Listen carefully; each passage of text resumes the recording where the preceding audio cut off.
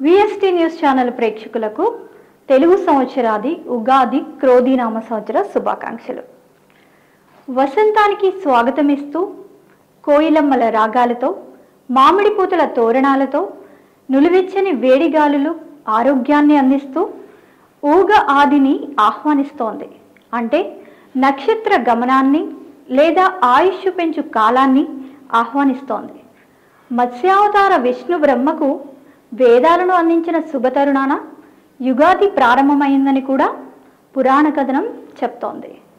ఈరోజు మధుర, ఆమ్ల, లవణ, కటు, తిక్త, వగరు ఈ షడ్రుచుల సమ్మేళనంతో చేసిన పచ్చడిని స్వీకరించి కష్టసుఖాలని సమానంగా స్వీకరించాలనే గొప్ప సందేశాన్ని అందిస్తూ ప్రతి ఏటా ప్రతి ఇంట ఆనందాలు పంచే ఈ ఉగాదితో కాలచక్ర భ్రమణంలో చాంద్రమానాన్ని అనుసరించి మరో సంవత్సరం ముగియబోతోంది.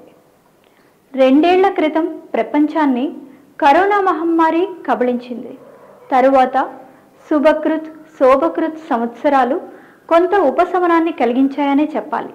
ఇప్పుడు రాబోయే సంవత్సరం పేరు క్రోధి. గడిచిన 2 సంవత్సరాల పేర్లకు విరుద్ధంగా కనిపించే పేరున్న కొత్త ఏడాది ఈ క్రోధినామ సంవత్సరం. ప్రజలను మరింత భయభ్రాంతులకు గురి చేస్తుందన్న భావన సహజమే, కానీ అది వాస్తవమైతే కాదు. క్రోధి అనేది శివస్వరూపం. శివుడు శుభుడు, మంగళకరుడు, లయకరుడు. శివుని విభూది అత్యంత సర్వసంపత్కరం. ధర్మం కోసం ధర్మబద్ధంగా లోక కళ్యాణార్థం అధర్మాన్ని నిర్మూలించే ఈశ్వర తత్వం క్రోధి. ఈ తత్వం భగవంతుని కారుణ్యానికి మరొక రూపంగా చెప్పవచ్చు. కాబట్టి ఇది ఉపశాంతిని కలుగజేస్తోంది. అందుకే ప్రత్యేకమైనది కూడా.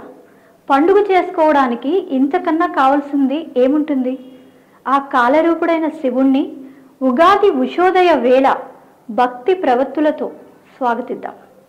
ప్రేక్షక దేవుళ్లకు, శ్రేయోభిలాషులకు అందరికీ శుభాకాంక్షలతో మీ విఎస్టీ న్యూస్ ఉగాది కోరిక సర్వేజన సుఖినో భవంతు.